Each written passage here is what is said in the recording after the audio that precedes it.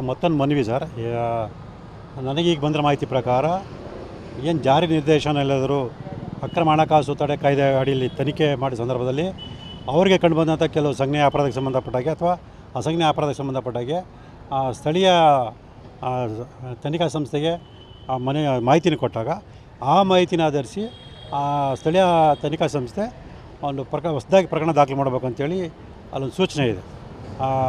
ಆ ಹಿನ್ನೆಲೆಯಲ್ಲಿ ಈಗಾಗಲೇ ಜಾರಿ ನಿರ್ದೇಶನಾಲಯದವರು ಲೋಕಾಯುಕ್ತಕ್ಕೆ ಒಂದು ಮಾಹಿತಿಯನ್ನು ಕೊಟ್ಟಿದ್ದಾರೆ. ಆ ಮಾಹಿತಿನ ಆಧರಿಸಿ ಲೋಕಾಯುಕ್ತರು ಒಂದು ಪ್ರಕರಣ ದಾಖಲು ಮಾಡಬೇಕಾಗಿತ್ತು. ಆದರೆ ನನಗೆ ಬಂದಿರೋ ಮಾಹಿತಿ ಪರ ಯಾವುದೇ ಪ್ರಕರಣ ದಾಖಲು ಮಾಡಿಲ್ಲ. ಹಾಗಾಗಿ ನಮ್ಮ ವಕೀಲರ ಸಲಹೆ ಮೇರೆಗೆ ಇವತ್ತು ಮಾನ್ಯ ಸರ್ವೋಚ್ಚ ನ್ಯಾಯಾಲಯದ ಸೂಚನೆ ಪ್ರಕಾರ ಪ್ರಕರಣ ದಾಖಲು ಮಾಡಿ ಅಂತೇಳಿ ಮನವಿ ಪತ್ರವನ್ನು ಕೊಡ್ತಾಯಿದ್ದೀವಿ. ಅಲ್ಲ, ಈಗ ವಿಚಾರಣೆನೇ ನಡೀತಾ ಇದೆ, ತನಿಖೆ ಇನ್ನೇನು ಮುಗಿಯೋ ಹಂತಕ್ಕೆ ಬಂದಿದೆ. ಈ ಸಂದರ್ಭದಲ್ಲಿ ಮತ್ತೊಂದು ಪ್ರಕರಣ ಅಂದರೆ ಏನು ಪ್ರಕರಣ ಮಾಡಬೇಕು ಸರ್? ಅದೇ ಈಗಾಗಲೇ ಹೇಳ್ದಂಗೆ ಮಾನ್ಯ ಸರ್ವೋಚ್ಚ ನ್ಯಾಯಾಲಯ ಅಕ್ರಮ ಹಣ ವರ್ಗಾವಣೆ ತಡೆ ಆಜ್ಞೆ ಕಾಯ್ದೆಗೆ ಸಂಬಂಧಪಟ್ಟಾಗೆ ಒಂದು ವಿಸ್ತೃತ ಚರ್ಚೆಯನ್ನು ನಡೆದು ಒಂದು ತೀರ್ಪನ್ನು ಕೊಟ್ಟಿರೋಂಥದ್ದು. ಆ ತೀರ್ಪಿನಲ್ಲಿ ಒಂದು 53ನೇ ಖಂಡಿಕೆ ಸ್ಪಷ್ಟವಾಗಿ ತಿಳಿಸಿದೆ.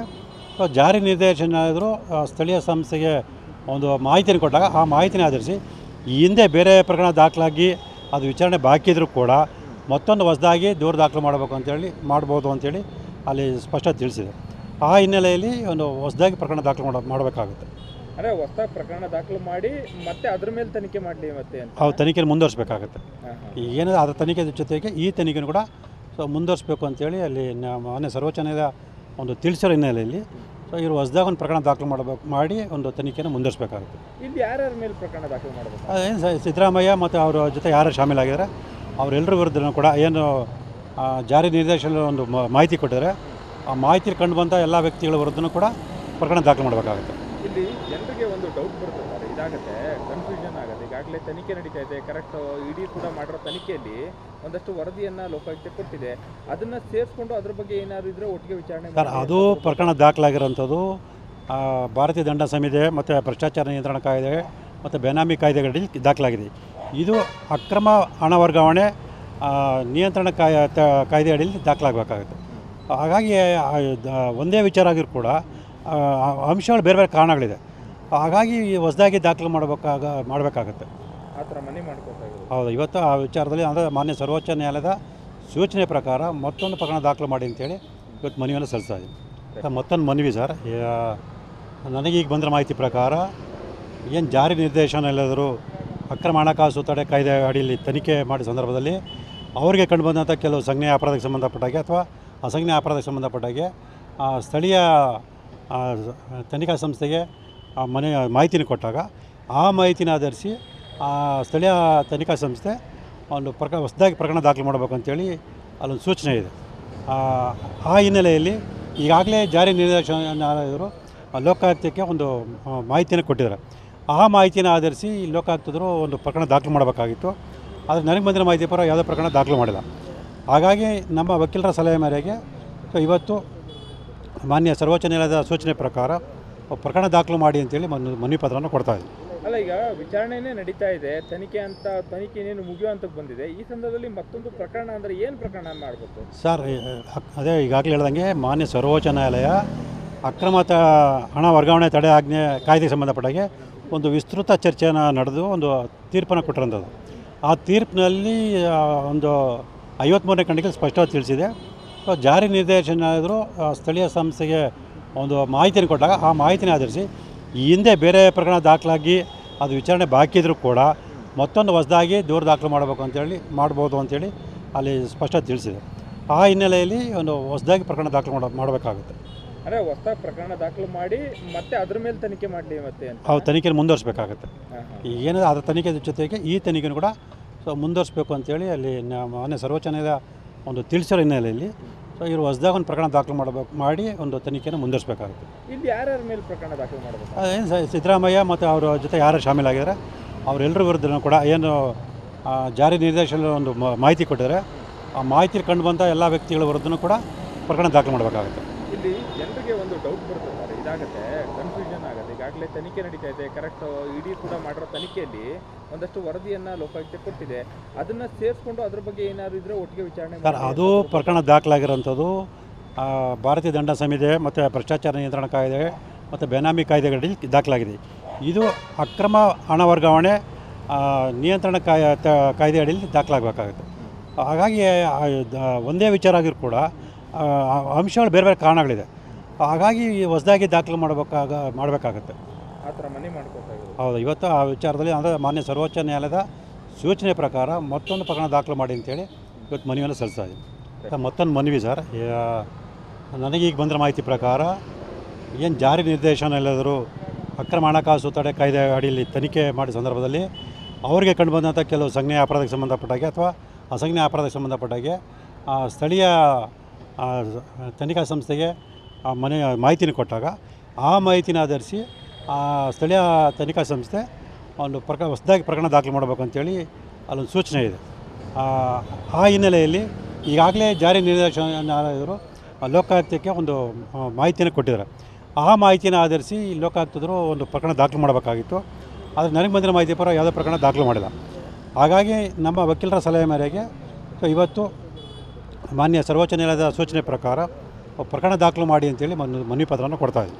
ಅಲ್ಲ, ಈಗ ವಿಚಾರಣೆನೇ ನಡೀತಾ ಇದೆ, ತನಿಖೆ ಇನ್ನೇನು ಮುಗಿಯೋ ಹಂತಕ್ಕೆ ಬಂದಿದೆ. ಈ ಸಂದರ್ಭದಲ್ಲಿ ಮತ್ತೊಂದು ಪ್ರಕರಣ ಅಂದರೆ ಏನು ಪ್ರಕರಣ ಮಾಡಬೇಕು ಸರ್? ಅದೇ ಈಗಾಗಲೇ ಹೇಳ್ದಂಗೆ ಮಾನ್ಯ ಸರ್ವೋಚ್ಚ ನ್ಯಾಯಾಲಯ ಅಕ್ರಮ ಹಣ ವರ್ಗಾವಣೆ ತಡೆ ಆಜ್ಞೆ ಕಾಯ್ದೆಗೆ ಸಂಬಂಧಪಟ್ಟಾಗೆ ಒಂದು ವಿಸ್ತೃತ ಚರ್ಚೆಯನ್ನು ನಡೆದು ಒಂದು ತೀರ್ಪನ್ನು ಕೊಟ್ಟಿರೋಂಥದ್ದು. ಆ ತೀರ್ಪಿನಲ್ಲಿ ಒಂದು 53ನೇ ಖಂಡಿಕೆ ಸ್ಪಷ್ಟವಾಗಿ ತಿಳಿಸಿದೆ. ಜಾರಿ ನಿರ್ದೇಶನಾಲಯರು ಸ್ಥಳೀಯ ಸಂಸ್ಥೆಗೆ ಒಂದು ಮಾಹಿತಿಯನ್ನು ಕೊಟ್ಟಾಗ ಆ ಮಾಹಿತಿನ ಆಧರಿಸಿ ಈ ಹಿಂದೆ ಬೇರೆ ಪ್ರಕರಣ ದಾಖಲಾಗಿ ಅದು ವಿಚಾರಣೆ ಬಾಕಿ ಇದ್ದರೂ ಕೂಡ ಮತ್ತೊಂದು ಹೊಸದಾಗಿ ದೂರು ದಾಖಲು ಮಾಡ್ಬೋದು ಅಂತೇಳಿ ಅಲ್ಲಿ ಸ್ಪಷ್ಟ ತಿಳಿಸಿದೆ. ಆ ಹಿನ್ನೆಲೆಯಲ್ಲಿ ಒಂದು ಹೊಸದಾಗಿ ಪ್ರಕರಣ ದಾಖಲು ಮಾಡಬೇಕಾಗುತ್ತೆ. ಅಂದರೆ ಹೊಸದಾಗಿ ಪ್ರಕರಣ ದಾಖಲು ಮಾಡಿ ಮತ್ತೆ ಅದ್ರ ಮೇಲೆ ತನಿಖೆ ಮಾಡಲಿ ಮತ್ತೆ ಅವ್ರು ತನಿಖೆಯನ್ನು ಮುಂದುವರಿಸಬೇಕಾಗುತ್ತೆ. ಏನಾದರೂ ಅದರ ತನಿಖೆ ಜೊತೆಗೆ ಈ ತನಿಖೆಯನ್ನು ಕೂಡ ಮುಂದುವರಿಸಬೇಕು ಅಂತೇಳಿ ಅಲ್ಲಿ ಮಾನ್ಯ ಸರ್ವೋಚ್ಚ ನ್ಯಾಯಾಲಯ ಒಂದು ತಿಳಿಸಿರೋ ಹಿನ್ನೆಲೆಯಲ್ಲಿ ಇವರು ಹೊಸದಾಗಿ ಒಂದು ಪ್ರಕರಣ ದಾಖಲು ಮಾಡಿ ಒಂದು ತನಿಖೆಯನ್ನು ಮುಂದುವರಿಸಬೇಕಾಗುತ್ತೆ. ಇಲ್ಲಿ ಯಾರ್ಯಾರ ಮೇಲೆ ಪ್ರಕರಣ ದಾಖಲು ಮಾಡಬೇಕು? ಏನು ಸಿದ್ದರಾಮಯ್ಯ ಮತ್ತು ಅವರ ಜೊತೆ ಯಾರು ಶಾಮೀಲಾಗಿದ್ದಾರೆ ಅವರೆಲ್ಲರ ವಿರುದ್ಧ ಕೂಡ ಏನು ಜಾರಿ ನಿರ್ದೇಶನ ಒಂದು ಮಾಹಿತಿ ಕೊಟ್ಟಿದ್ದಾರೆ, ಆ ಮಾಹಿತಿ ಕಂಡು ಬಂದ ಎಲ್ಲ ವ್ಯಕ್ತಿಗಳ ವಿರುದ್ಧನೂ ಕೂಡ ಪ್ರಕರಣ ದಾಖಲು ಮಾಡಬೇಕಾಗುತ್ತೆ. ಇಲ್ಲಿ ಜನರಿಗೆ ಒಂದು ಡೌಟ್ ಬರುತ್ತೆ, ಇದಾಗುತ್ತೆ, ಕನ್ಫ್ಯೂಷನ್ ಆಗುತ್ತೆ. ಈಗಾಗಲೇ ತನಿಖೆ ನಡೀತಾ ಇದೆ, ಕರೆಕ್ಟ್ ಇಡಿ ಕೂಡ ಮಾಡಿರೋ ತನಿಖೆಯಲ್ಲಿ ಒಂದಷ್ಟು ವರದಿಯನ್ನು ಲೋಕಾಯುಕ್ತ ಕೊಟ್ಟಿದೆ. ಅದನ್ನು ಸೇರಿಸ್ಕೊಂಡು ಅದ್ರ ಬಗ್ಗೆ ಏನಾದರೂ ಇದ್ದರೆ ಒಟ್ಟಿಗೆ ವಿಚಾರಣೆ ಸರ್, ಅದು ಪ್ರಕರಣ ದಾಖಲಾಗಿರೋಂಥದ್ದು ಭಾರತೀಯ ದಂಡ ಸಂಹಿತೆ ಮತ್ತು ಭ್ರಷ್ಟಾಚಾರ ನಿಯಂತ್ರಣ ಕಾಯ್ದೆ ಮತ್ತು ಬೇನಾಮಿ ಕಾಯ್ದೆಗಳಲ್ಲಿ ದಾಖಲಾಗಿದೆ. ಇದು ಅಕ್ರಮ ಹಣ ವರ್ಗಾವಣೆ ನಿಯಂತ್ರಣ ಕಾಯ್ದೆ ಅಡಿಯಲ್ಲಿ ದಾಖಲಾಗಬೇಕಾಗುತ್ತೆ. ಹಾಗಾಗಿ ಒಂದೇ ವಿಚಾರ ಆಗಿರೂ ಕೂಡ ಅಂಶಗಳು ಬೇರೆ ಬೇರೆ ಕಾರಣಗಳಿದೆ. ಹಾಗಾಗಿ ಹೊಸದಾಗಿ ದಾಖಲು ಮಾಡಬೇಕಾಗುತ್ತೆ. ಆ ಥರ ಮನೆ ಮಾಡ್ಕೋತಾಯಿದ್ರು. ಹೌದು, ಇವತ್ತು ಆ ವಿಚಾರದಲ್ಲಿ ಅಂದರೆ ಮಾನ್ಯ ಸರ್ವೋಚ್ಚ ನ್ಯಾಯಾಲಯದ ಸೂಚನೆ ಪ್ರಕಾರ ಮತ್ತೊಂದು ಪ್ರಕರಣ ದಾಖಲು ಮಾಡಿ ಅಂತೇಳಿ ಇವತ್ತು ಮನವಿಯನ್ನು ಸಲ್ಲಿಸ್ತಾ ಇದ್ದೀನಿ. ಮತ್ತೊಂದು ಮನವಿ ಸರ್, ನನಗೀಗ ಬಂದಿರೋ ಮಾಹಿತಿ ಪ್ರಕಾರ ಏನು ಜಾರಿ ನಿರ್ದೇಶನ ಎಲ್ಲಾದರೂ ಅಕ್ರಮ ಹಣಕಾಸು ತಡೆ ಕಾಯ್ದೆ ಅಡಿಯಲ್ಲಿ ತನಿಖೆ ಮಾಡಿದ ಸಂದರ್ಭದಲ್ಲಿ ಅವರಿಗೆ ಕಂಡುಬಂದಂಥ ಕೆಲವು ಸಂಜ್ಞೆಯ ಅಪರಾಧಕ್ಕೆ ಸಂಬಂಧಪಟ್ಟಾಗೆ ಅಥವಾ ಅಸಂಜ್ಞೆಯ ಅಪರಾಧಕ್ಕೆ ಸಂಬಂಧಪಟ್ಟಾಗೆ ಸ್ಥಳೀಯ ತನಿಖಾ ಸಂಸ್ಥೆಗೆ ಮಾಹಿತಿನ ಕೊಟ್ಟಾಗ ಆ ಮಾಹಿತಿನ ಆಧರಿಸಿ ಸ್ಥಳೀಯ ತನಿಖಾ ಸಂಸ್ಥೆ ಒಂದು ಹೊಸದಾಗಿ ಪ್ರಕರಣ ದಾಖಲು ಮಾಡಬೇಕು ಅಂತೇಳಿ ಅಲ್ಲೊಂದು ಸೂಚನೆ ಇದೆ. ಆ ಹಿನ್ನೆಲೆಯಲ್ಲಿ ಈಗಾಗಲೇ ಜಾರಿ ನಿರ್ದೇಶನಾಲಯರು ಲೋಕಾಯುಕ್ತಕ್ಕೆ ಒಂದು ಮಾಹಿತಿಯನ್ನು ಕೊಟ್ಟಿದ್ದಾರೆ. ಆ ಮಾಹಿತಿನ ಆಧರಿಸಿ ಲೋಕಾಯುಕ್ತರು ಒಂದು ಪ್ರಕರಣ ದಾಖಲು ಮಾಡಬೇಕಾಗಿತ್ತು. ಆದರೆ ನನಗೆ ಬಂದಿರೋ ಮಾಹಿತಿ ಪರ ಯಾವುದೇ ಪ್ರಕರಣ ದಾಖಲು ಮಾಡಿಲ್ಲ.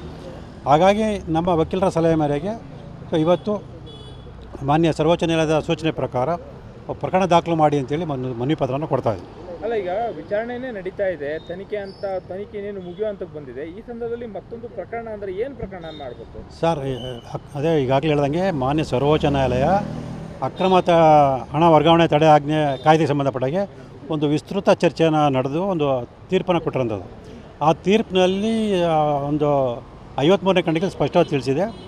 ಜಾರಿ ನಿರ್ದೇಶನಾಲಯರು ಸ್ಥಳೀಯ ಸಂಸ್ಥೆಗೆ ಒಂದು ಮಾಹಿತಿಯನ್ನು ಕೊಟ್ಟಾಗ ಆ ಮಾಹಿತಿನ ಆಧರಿಸಿ ಈ ಹಿಂದೆ ಬೇರೆ ಪ್ರಕರಣ ದಾಖಲಾಗಿ ಅದು ವಿಚಾರಣೆ ಬಾಕಿ ಇದ್ದರೂ ಕೂಡ ಮತ್ತೊಂದು ಹೊಸದಾಗಿ ದೂರು ದಾಖಲು ಮಾಡ್ಬೋದು ಅಂತೇಳಿ ಅಲ್ಲಿ ಸ್ಪಷ್ಟ ತಿಳಿಸಿದೆ. ಆ ಹಿನ್ನೆಲೆಯಲ್ಲಿ ಒಂದು ಹೊಸದಾಗಿ ಪ್ರಕರಣ ದಾಖಲು ಮಾಡಬೇಕಾಗುತ್ತೆ. ಅಂದರೆ ಹೊಸದಾಗಿ ಪ್ರಕರಣ ದಾಖಲು ಮಾಡಿ ಮತ್ತೆ ಅದ್ರ ಮೇಲೆ ತನಿಖೆ ಮಾಡಲಿ ಮತ್ತೆ ಅವ್ರು ತನಿಖೆಯನ್ನು ಮುಂದುವರಿಸಬೇಕಾಗುತ್ತೆ. ಏನಾದರೂ ಅದರ ತನಿಖೆ ಜೊತೆಗೆ ಈ ತನಿಖೆಯನ್ನು ಕೂಡ ಮುಂದುವರಿಸಬೇಕು ಅಂತೇಳಿ ಅಲ್ಲಿ ಮಾನ್ಯ ಸರ್ವೋಚ್ಚ ನ್ಯಾಯಾಲಯ ಒಂದು ತಿಳಿಸಿರೋ ಹಿನ್ನೆಲೆಯಲ್ಲಿ ಇವರು ಹೊಸದಾಗಿ ಒಂದು ಪ್ರಕರಣ ದಾಖಲು ಮಾಡಿ ಒಂದು ತನಿಖೆಯನ್ನು ಮುಂದುವರಿಸಬೇಕಾಗುತ್ತೆ. ಇಲ್ಲಿ ಯಾರ್ಯಾರ ಮೇಲೆ ಪ್ರಕರಣ ದಾಖಲು ಮಾಡಬೇಕು? ಏನು ಸಿದ್ದರಾಮಯ್ಯ ಮತ್ತು ಅವರ ಜೊತೆ ಯಾರು ಶಾಮೀಲಾಗಿದ್ದಾರೆ ಅವರೆಲ್ಲರ ವಿರುದ್ಧ ಕೂಡ ಏನು ಜಾರಿ ನಿರ್ದೇಶನ ಒಂದು ಮಾಹಿತಿ ಕೊಟ್ಟಿದ್ದಾರೆ. ಆ ಮಾಹಿತಿಯಲ್ಲಿ ಕಂಡು ಬಂದ ಎಲ್ಲ ವ್ಯಕ್ತಿಗಳ ವಿರುದ್ಧನೂ ಕೂಡ ಪ್ರಕರಣ ದಾಖಲು ಮಾಡಬೇಕಾಗುತ್ತೆ. ಇಲ್ಲಿ ಜನರಿಗೆ ಒಂದು ಡೌಟ್ ಬರುತ್ತೆ ಸರ್, ಇದಾಗುತ್ತೆ, ಕನ್ಫ್ಯೂಷನ್ ಆಗುತ್ತೆ. ಈಗಾಗಲೇ ತನಿಖೆ ನಡೀತಾ ಇದೆ. ಕರೆಕ್ಟ್ ಇಡಿ ಕೂಡ ಮಾಡಿರೋ ತನಿಖೆಯಲ್ಲಿ ಒಂದಷ್ಟು ವರದಿಯನ್ನು ಲೋಕಾಯುಕ್ತ ಕೊಟ್ಟಿದೆ. ಅದನ್ನು ಸೇರಿಸ್ಕೊಂಡು ಅದ್ರ ಬಗ್ಗೆ ಏನಾದ್ರು ಇದ್ರೆ ಒಟ್ಟಿಗೆ ವಿಚಾರಣೆ ಸರ್, ಅದು ಪ್ರಕರಣ ದಾಖಲಾಗಿರೋಂಥದ್ದು ಭಾರತೀಯ ದಂಡ ಸಂಹಿತೆ ಮತ್ತು ಭ್ರಷ್ಟಾಚಾರ ನಿಯಂತ್ರಣ ಕಾಯ್ದೆ ಮತ್ತು ಬೆನಾಮಿ ಕಾಯ್ದೆಗಳಲ್ಲಿ ದಾಖಲಾಗಿದೆ. ಇದು ಅಕ್ರಮ ಹಣ ವರ್ಗಾವಣೆ ನಿಯಂತ್ರಣ ಕಾಯ್ದೆ ಅಡಿಯಲ್ಲಿ ದಾಖಲಾಗಬೇಕಾಗುತ್ತೆ. ಹಾಗಾಗಿ ಒಂದೇ ವಿಚಾರ ಆಗಿರು ಕೂಡ ಅಂಶಗಳು ಬೇರೆ ಬೇರೆ ಕಾರಣಗಳಿದೆ. ಹಾಗಾಗಿ ಹೊಸದಾಗಿ ದಾಖಲು ಮಾಡಬೇಕಾಗುತ್ತೆ. ಆ ಥರ ಮನೆ ಮಾಡ್ಕೋತಾಯಿದ್ರು. ಹೌದು, ಇವತ್ತು ಆ ವಿಚಾರದಲ್ಲಿ ಅಂದರೆ ಮಾನ್ಯ ಸರ್ವೋಚ್ಚ ನ್ಯಾಯಾಲಯದ ಸೂಚನೆ ಪ್ರಕಾರ ಮತ್ತೊಂದು ಪ್ರಕರಣ ದಾಖಲು ಮಾಡಿ ಅಂತೇಳಿ ಇವತ್ತು ಮನವಿಯನ್ನು ಸಲ್ಲಿಸ್ತಾ ಇದ್ದೀನಿ.